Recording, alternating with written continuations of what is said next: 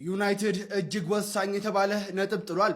በቪታሊቲ ስቴዲየም በድራማዊ ክስተት በታጀበው ጨዋታ ማንቸስተር ዩናይትድ ከበርንማውዝ ጋር ያደረገውን ጨዋታ በሁለት አቻ ውጤት ተለያይቷል። ማንቸስተር ዩናይትድ ድል ቀንቶት የነበረውን ጨዋታ በመጨረሻው ደቂቃ ላይ በአቻ ውጤት ተለያይቷል። ጨዋታው እስከ 78ኛው ደቂቃ ድረስ በዩናይትድ መሪነት ቢቀጥልም ተከላካዩ ሃሪ ማጓየር በቀይ ካርድ መውጣቱ የጨዋታውን መልክ ቀይሮታል።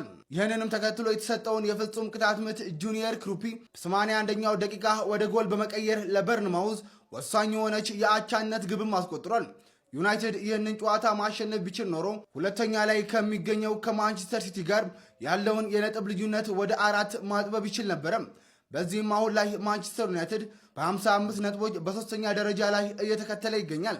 ይህንን የማንቸስተር ዩናይትድ ጨዋታ እንዴት አያችሁት? ሐሳባችሁን ኮሜንት ላይ ጻፉልን። ፎሎ ያደረጋችሁ ቤተሰብ ይሁኑ። ብር ተበድረ ወደ ሜዳ ስትገባ እንደዚህ ነው ጨዋታውን የምታበላሸው። ስቱዋርት አትዌል ይሄንን ያደረጉት ትናንትና ማለት ነው። ይሄን እንኳን ሽረውታል፣ ይሄን እንኳን ሰጠውታል። ይሄኛው ጭራሽ ሬድ ካርድ አለው፣ ይሄ ቢጫም የለውም ጭራሽ እንደውም ምንም ተዘሏል ማለት ነው።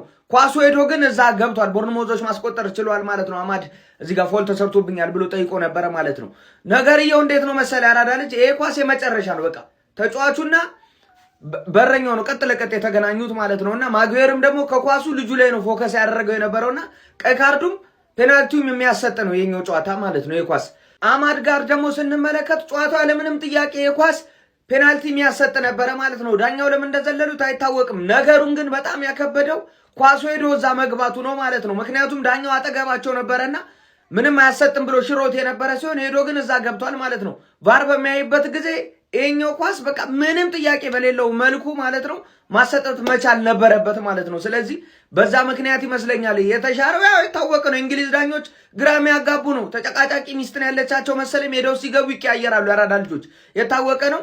ምንም እግር ኳስ እንደዚህ ነው፣ ከነስተቷ ነው የምታምረው ማለት ነው። ነገር ግን አንዳንዴ ቫር አለ ተብሎ እንደዚህ አይነት ስህተቶች እንግዲህ ሜዳ ውስጥ አይጠፉም። እስቲ እናንተን ሀሳብ አስተያየት ኮሜንት ላይ አስቀምጡት። አዳዲስ ሰዎች ፎሎ ማድረግ እንዳትረሱ። በደም ሼር ኮፒ ሊንክ ይደረግ።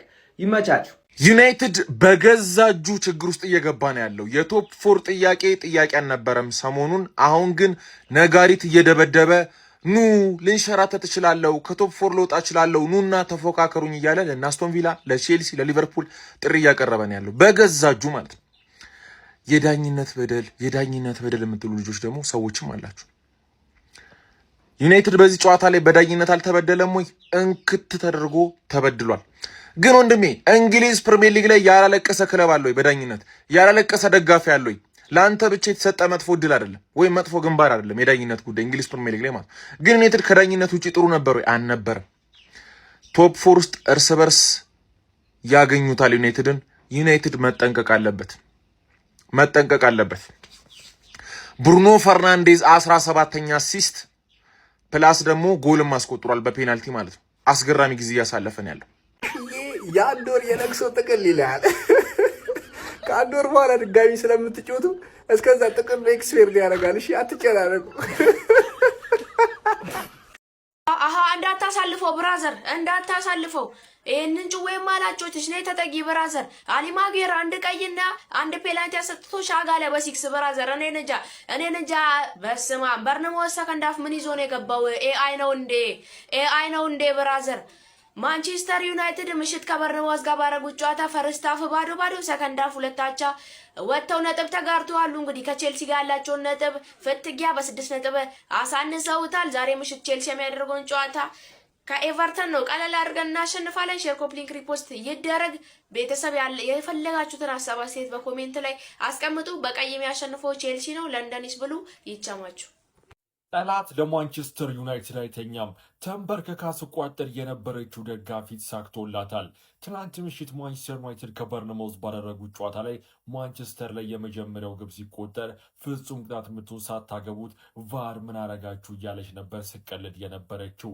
ሁለተኛው ግብን በሚቆጠርበት ጊዜ ተንበርክካ ስትቋጠር የነበረችው የቼልሲ ደጋፊ ብሩኖ ኩኛ የታላችሁ በማለት በተለየ ሁኔታ ባሏ ላይ ደስቷን ሲገልጽ ተስተውላለች።